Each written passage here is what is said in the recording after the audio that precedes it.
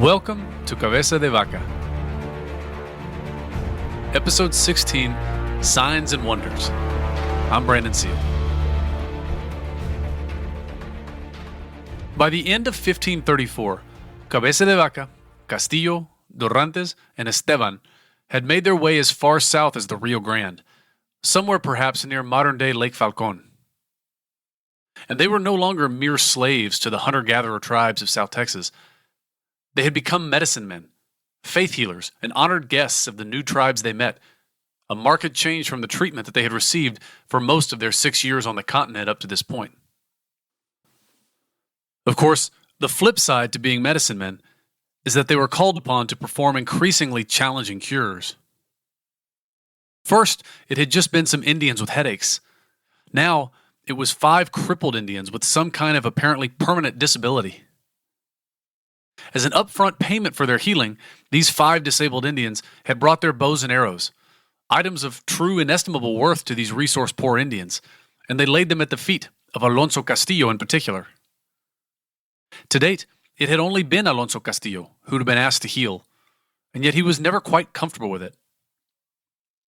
In Castillo's case in particular, he was always fearful, quote, that his sins might interfere with his cures, and they would not all work out well, end quote. Of course, maybe it was Castillo's piety and humility that made him such a good instrument for divine healing in the first place. Even so, the 4 expeditionaries agreed that only God could heal the 5 Indians now before them. No carnival trick, nothing even that Castillo might have picked up from his doctor father back in Salamanca was going to save them now.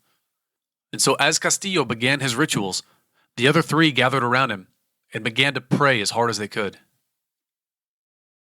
Eliseo Torres, a professor at the University of New Mexico, has actually written a paper comparing the healing techniques of the Narvaez expeditionaries and those of 3 early 20th century Mexican curanderos, medicine men, if you wish to translate it that way. Curanderismo blends beliefs and practices from both the old Catholic saludadores of Castile and Native American shamans in the New World. Professor Torres gives us examples of some of the techniques used by his 3 20th century curanderos. Quote, Don Pedrito would pray, massage the body, and prescribe simple herbal plants, the drinking of water, and the use of mud to rub on the ailment. Niño Fidencio would prescribe herbs, baths, and prayers. And Teresita would also prescribe herbs, baths, prayer, and would use hypnosis, end quote. The other critical ingredient for all of these medicine men and curanderos was faith. In Torres' words, quote, the belief that all healing comes from God makes it religious, as does the concept that a curandero can only bring God's will, end quote. It's no surprise then that Professor Torres goes on to call Cabeza de Vaca the, quote, first curandero, end quote. And I bet he's right, that Cabeza de Vaca, Castillo, Dorantes, and Esteban would go on to use many of the same techniques that Professor Torres was cataloging a moment ago. In the case of the 5 lame Indians in front of them now, we can imagine Castillo taking up his position in front of them and starting perhaps with a prayer in a language that sounded ancient and holy even to his fellow expeditionaries. Perhaps first he asked his patients to make confession. Aside from being a sacrament in the Catholic tradition, it was apparently also a part of many Native American religious practices. Maybe then he massaged the bodies of the afflicted, strategically placed or burned herbs, or offered them water to drink, Eucharist style. Maybe he blew on them, or passed warm stones over them. Maybe he chanted his Our Fathers and Ave Marias over and over, inducing in himself a sort of hypnotic trance. We've got a couple of hours to fill in this scene, so it's really not an unreasonable supposition.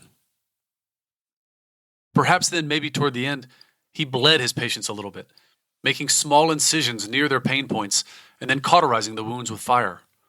All while his companions, quote, prayed in the best way we knew how, end quote. And then, at that magical liminal moment, just as the sun set, the ritual ended, and Castillo made the sign of the cross over his patients and commended them to God's mercy. But this time, nothing happened. No one was too upset at first. Everyone in this age, New Worlder and Old, knew that the universe was a mysterious place and that cures didn't always happen instantaneously. The 5 disabled Indians were then taken away, back to their camps, and laid down and went to sleep. Meanwhile, the expeditionaries continued praying. Maybe they were worried. Cabeza de Vaca says he wasn't. Quote, "As for me, I know to say that I always had complete confidence in his mercy and that he would carry me out of this captivity." End quote. Of course, what else could they do? Quote, "No había otro remedio," end quote, Cabeza de Vaca says. That is, quote, "There was no other way to get these people to help us, or for us to extract ourselves from this miserable life," end quote, than to perform these cures. The faith of Cabeza de Vaca and his companions is pretty hard for us to make sense of in the modern age, but I think it's worth trying to understand, because I have this idea, correct or not, that whatever belief system that these guys emerged from their experience with has to be a pretty functional set of ideas. Ideas that must have had some independent utility outside of being just lifeless doctrine. And here's where this starts to get a little uncomfortable, because the faith of these 4 expeditionaries is not just some childlike belief in a white-robed wish fulfiller in the sky, or in some kind of amorphous idea that all is for the best in this best of all possible worlds. It is, in fact, a very specific faith in a very specific creed. And this kind of aligns with something that Admiral Jim Stockdale, the Vietnam War POW, mentioned in his essays. Quote, "I do not know of a single case where a man was able to erase his conscience pangs with some laid-back pop psychology," end quote. No, it seems that the kind of faith that is really necessary to sustain people in extreme situations like this is a faith in something specific. And in fact, the more demonstrably impossible that specific thing is, the better. This, anyway, is what I've come to believe is what kept the expeditionaries going. How else could they have motivated themselves to get up each morning than to have been holding on to some kind of belief system that told them that no matter how bad everything has gone to this point, there is at least a credible chance that things might go a little bit better today. That despite the fact that the last 10 tribes you've encountered have beaten you to within an inch of your life, this tribe, this next tribe, might not, and that you owe it to them and to your own belief system to give them that benefit of the doubt. I like the way Jordan Peterson says this in his book, 12 Rules for Life. Quote, "Faith is not the childish belief in magic. That is ignorance or even willful blindness. It is instead the realization that the tragic irrationalities of life must be counterbalanced by an equally irrational commitment to the essential goodness of being," end quote. And in the case of Cabeza de Vaca's story, I really want to emphasize something else. His and his companions' faith keeps working for them.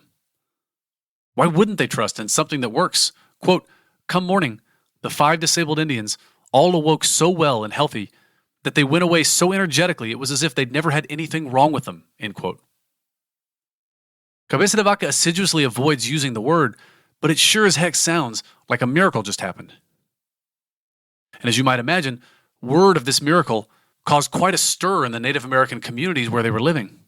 Quote, "Among the Indians, this created great awe, and it reminded us to give many thanks to our Lord and to try to know more fully His mercy, and that from this we might have certain hope that He would liberate us and take us to where we might best serve Him," end quote.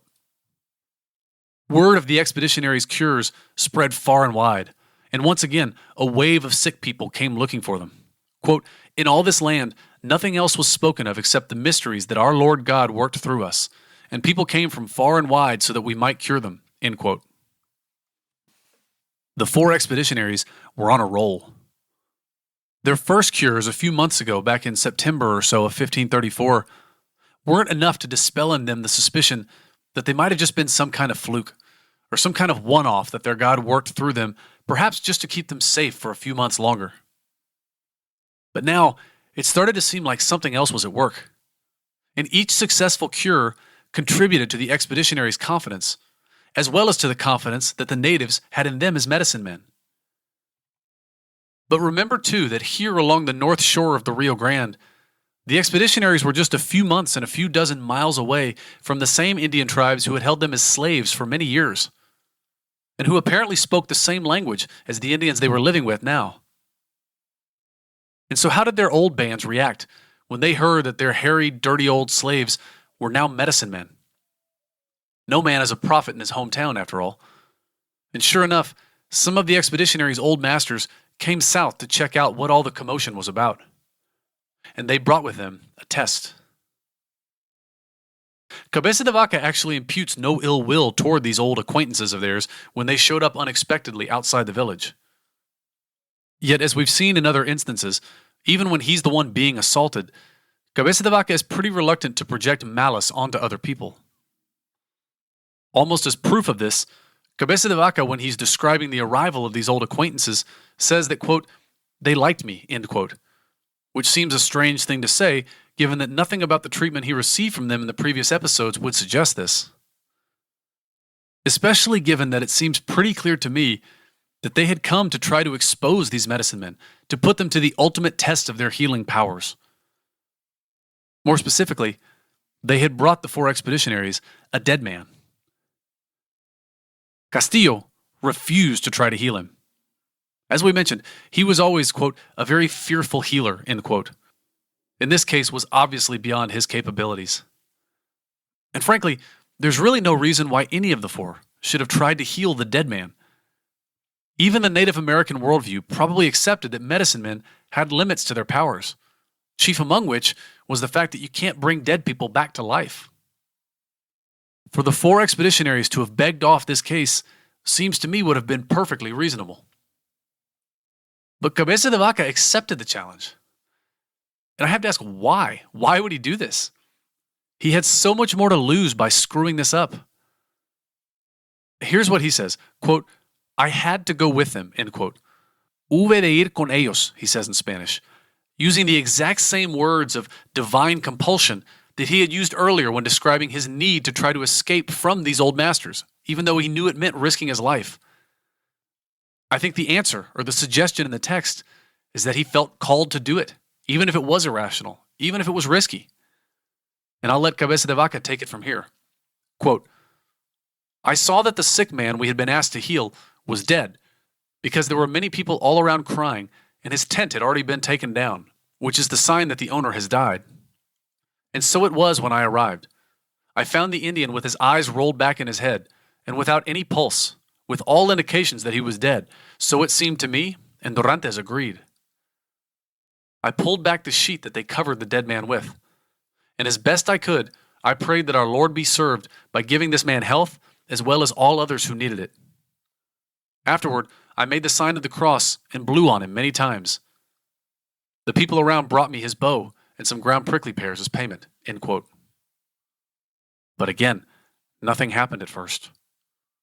The dead man just lay there, precisely where Cabeza de Vaca had found him, covered in what was essentially his burial shroud, with his lodge already torn down, a sign that his own people had written him off as dead. Cabeza de Vaca didn't panic. He went off and performed his cures on a few other sickly Indians who were not in nearly so bad a state as the dead man. But after he finished this, he gave away the prickly pears that had been paid to him, and everyone just went back to their lodges for the night, leaving the dead man lying there. Yet later that night, suddenly, some of the Indians to whom Cabeza de Vaca had given his extra prickly pears came running into his camp, extremely animated, quote, saying that the dead man that I had cured in the presence of so many had risen up well and moved around and eaten and spoken with them, and that all that I had cured were healthy and without fever and very happy. This caused great awe and fear, and in all the land nothing else was spoken of, end quote. And with good reason. This is kind of a big deal, even in a world that believes in magic. These 4 funny-looking medicine men had just raised a man from the dead. This whole scene cries out for explanation.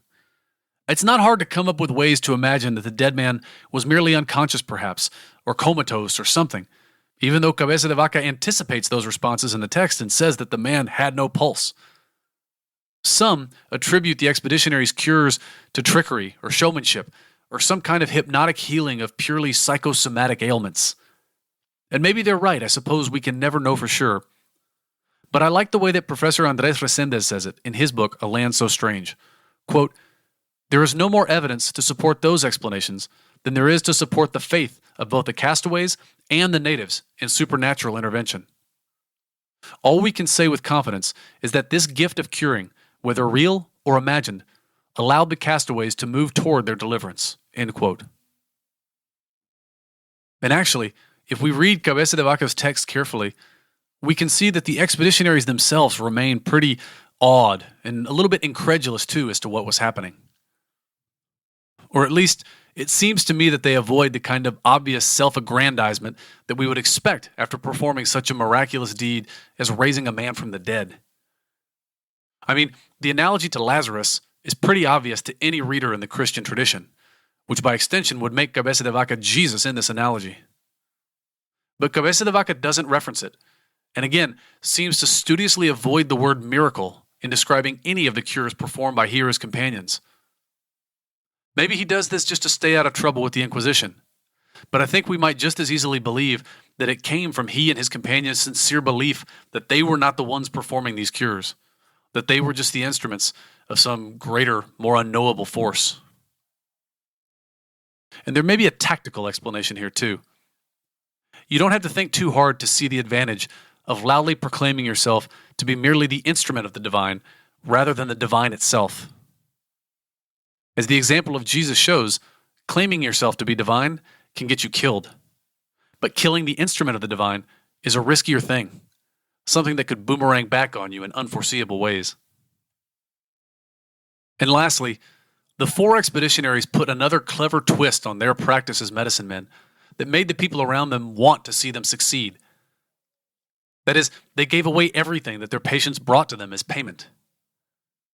If the expeditionaries had simply kept all the bows and arrows and prickly pears and, quote, flint stones as long as 1.5 palms, end quote, or tried to sell them off for some personal benefit, it surely would have made them targets of resentment. Instead, the expeditionaries came to realize that they could reinvest these payments in the people around them, and thus attach entire communities to their success. The healing of the 5 disabled Indians, the raising of the dead man, and the subsequent fame that followed led to a marked reversal of fortune for 4 men who just a few months ago were on the brink of daily starvation. Now, quote, all those who heard of our fame came looking for us so that we might heal and bless their children, end quote. Soon, Dorantes and Esteban had to be recruited as healers as well to assist Castillo and Cabeza de Vaca in attending to all the people that were demanding their services. Quote, and no one that we cured did not say that he felt better, end quote. And here's one more. Quote, all left, the happiest people on earth, having given us the very best of what they owned, end quote. For 8 months, into the summer of 1535, the 4 expeditionaries remained where they were, camped there on the north side of the Rio Grande, performing their cures and building their retinue. Their goal was still to get to Pánuco, near modern-day Tampico, the northernmost point of new Spanish settlement on the American mainland. And they knew they needed to get moving, but until the prickly pears blossomed again, the land couldn't easily support their movement. And there was actually another reason to try and get moving sooner than later as well. Rumors had begun to circulate through the countryside of evil, bearded medicine men wandering around, taking natives' possessions, inflicting mysterious wounds on them, and disrupting their traditional religious ceremonies. Indeed, these evil, bearded medicine men sounded suspiciously like the 4 expeditionaries. And wasn't it strange, some started to whisper, that these medicine men showed up right around the same time as the diseases that they professed to cure? One man's faith healer, it seems, is another man's witch doctor. On the next episode of Cabeza de Vaca.